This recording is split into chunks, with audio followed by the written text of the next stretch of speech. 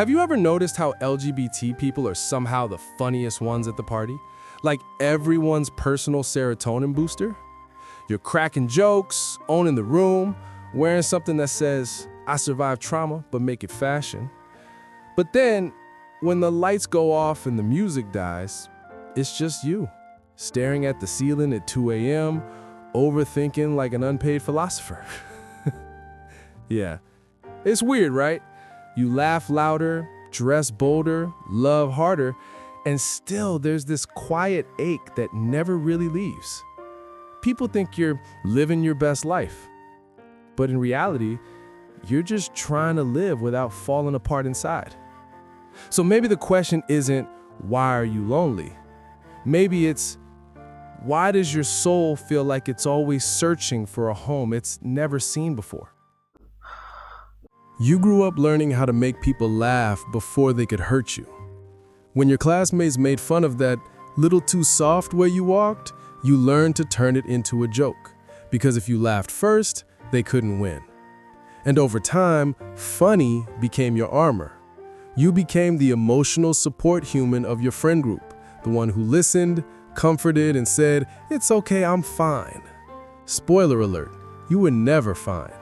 But fine was safer than explaining the kind of loneliness that doesn't really fit into words. At night, when everything quiets down, you scroll through your phone. Couples holding hands, kissing under sunsets, writing captions like, "My forever." And you smile, double tap, scroll again. Because deep down, you're not looking for forever. You're just hoping for someone who doesn't treat you like a life experiment. You know the type. The ones who say, "I've never been with someone like you before," like you're a new flavor of ice cream they just discovered. And you smile, trying not to flinch, because you already know how this story ends. You'll teach them how to love someone like you, and then they'll leave and use those lessons on somebody else. And even inside the community, it's a circus of contradictions. If you're too emotional, you're dramatic. If you're too quiet, you're boring. If you just want love, people tell you to chill. It's just a vibe. So you start performing, not just for the world, but for yourself. You master confidence. You perfect detachment. You rehearse the line, "I don't catch feelings."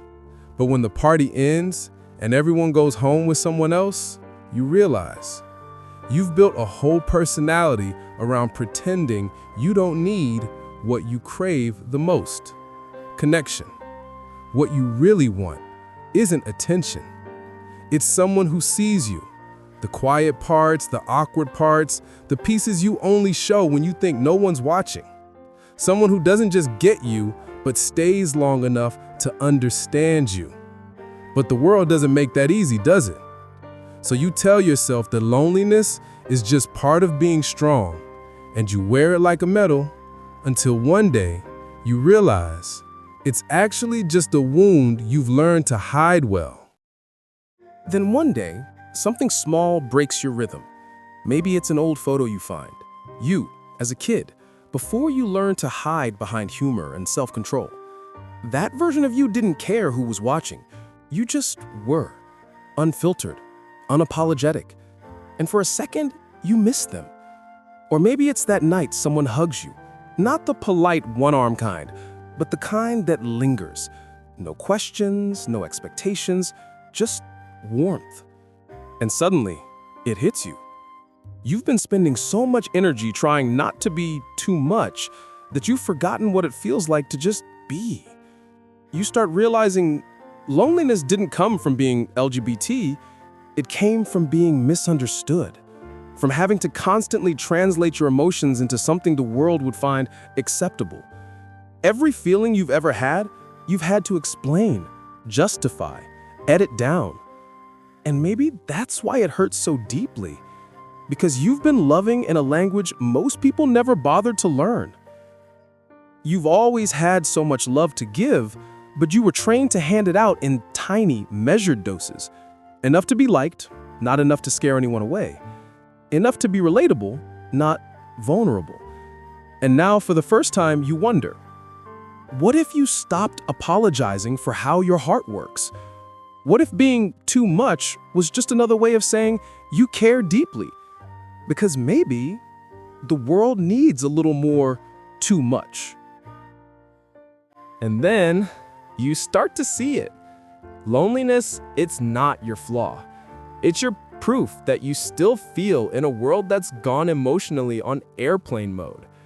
You realize you spent years building walls, calling them boundaries, painting them with jokes and confidence, when deep down, they were just shields made out of fear.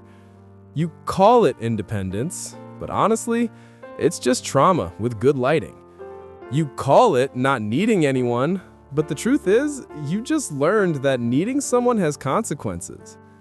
And suddenly, it makes sense.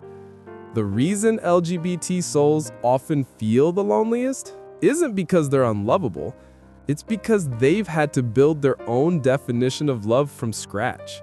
While others grew up with stories that told them what love should look like, boy meets girl, happily ever after, you had to imagine yours in secret, in the dark.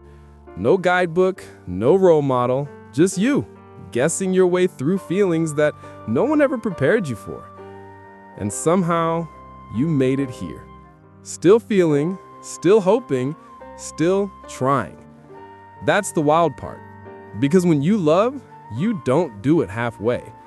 Every "I care about you" that leaves your mouth is a small act of rebellion. Proof that even after rejection, after confusion, after nights that left you questioning your worth, you still choose love anyway. And maybe that's what makes you different.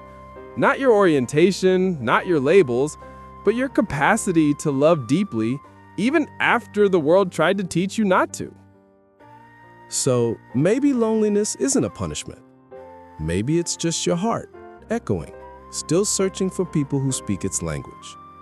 And when you finally find them, the ones who don't flinch at your truth, who laugh at your weird jokes, who stay when things get quiet, it'll all start to make sense. Until then, don't rush to fill the silence. Let it shape you. Because sometimes the loneliest souls are just the ones who love the most and are brave enough to admit it. So, tell me, if loneliness is the price of feeling deeply, would you still choose to feel? If you enjoyed this, I'm going to be posting a lot here. I would greatly appreciate it if you could subscribe. Thanks for watching.